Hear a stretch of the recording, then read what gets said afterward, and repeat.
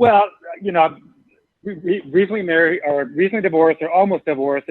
I just got the counter offer. Very interesting, but that's a whole nother topic. You know, trying to get out in the marketplace after 25 years. I turned 55 in 2 weeks, but I look about 40 or 45, super good shape, blah, blah, blah.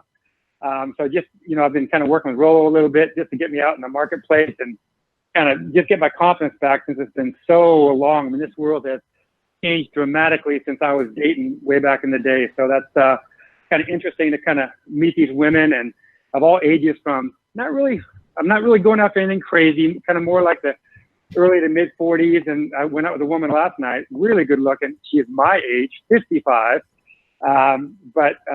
It's kind of interesting. What I'm finding out with all these women, I'm meeting most of them on the dating apps, by the way, just for transparency. But most of them are looking for the one. And every time I go out with these women, I bring out the sexuality in them almost within like 30 minutes, wow. Every time, including last night. And then they all drop the bomb of, I just can't, you know, I got to know my man just with me, blah, blah, blah. You know, I mean, this is all beta stuff. You know, other women. Beta bait. Yeah, this is all beta bait stuff.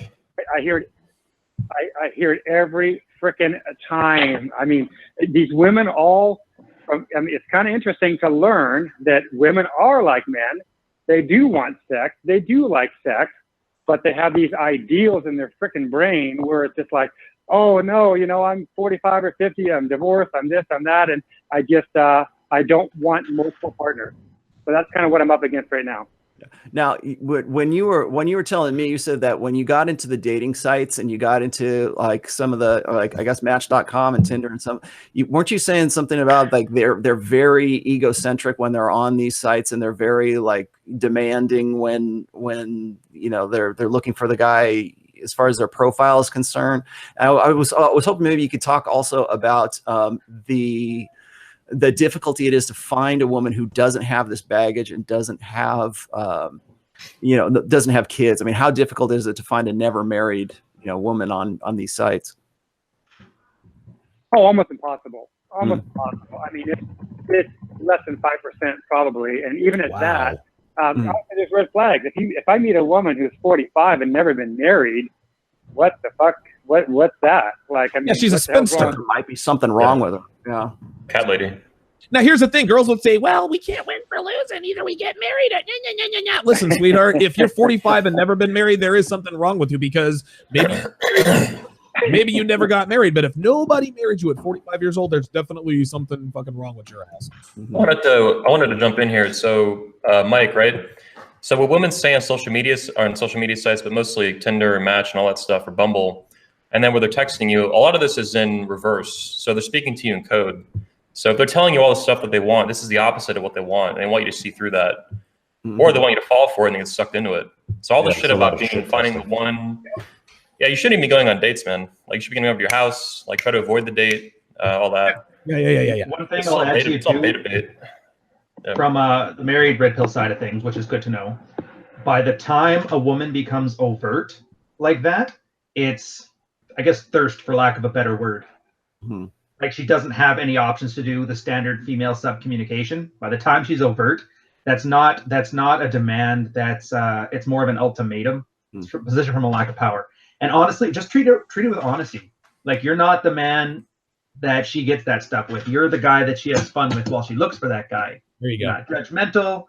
She gets to scratch that itch when she has it. You're going to be supportive of her finding her goals. I think you'll get a lot farther, or at least you'll filter the ones out who aren't. And I mean, it's up to you. At your age, I don't think you want to put up with much more crap than you have to. So I have a question for Mike. Is he still on the line? Yeah. So Mike, like, when you're dating these women at your age, I mean, you're recently divorced and you start to kind of like size them up. I mean, you're mentally going to size them up as far as what they bring to the table. Like, how does that look versus what you've built in your life? Like, based on my past, like my past ex-wife, all that kind of stuff. Yeah, I mean, because you're going to size them as far as how many kids they got in tow. Are they bringing a ton of debt? Do they have daddy issues? Do they have like BPD sort of thing? Like, what do they bring into the table? Because I find it interesting that a 55-year-old woman would come at you with, I want to exchange sexual exclusivity for relationship, or, you know, whatever that equation is looking like that they're trying to sell you on.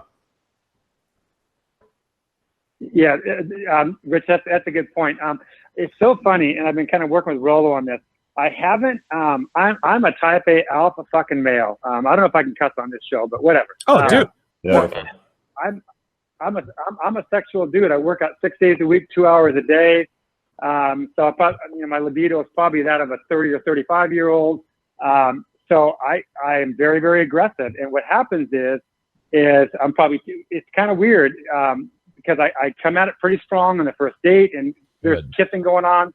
Almost with every woman, there's fondling and kissing right in the bar, right every time. But and this is what I was talking with Rolo about. It kind of ends right there. So that's my sort of my rookiness of kind of like not being able to close the deal. But to answer Rich's question, I haven't been on multiple dates with any of these women to dig deep enough to kind of hear, like debt and things like that. I mean, obviously the surface stuff on the first date, like the woman I went out with last night, 55, 5'11", legs. I mean, she looked great. She really did. She looked phenomenal.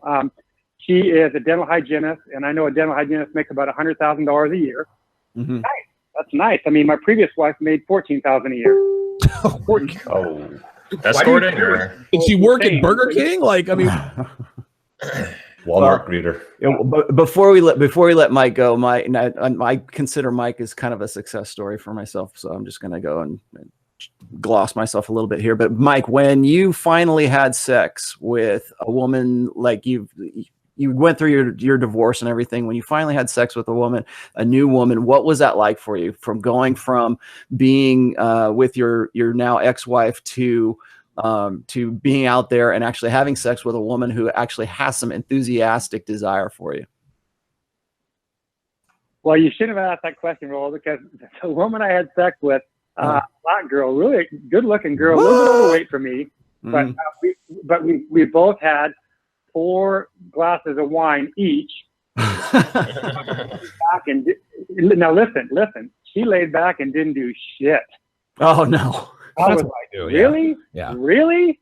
So kind of funny. That experience was not a great one. Just, I think, alcohol related. I'll write it off to alcohol, but I don't know who said, who on the call was saying something about kind of going through their BS detector and trying to say, hey, listen, have fun with me while you're looking for.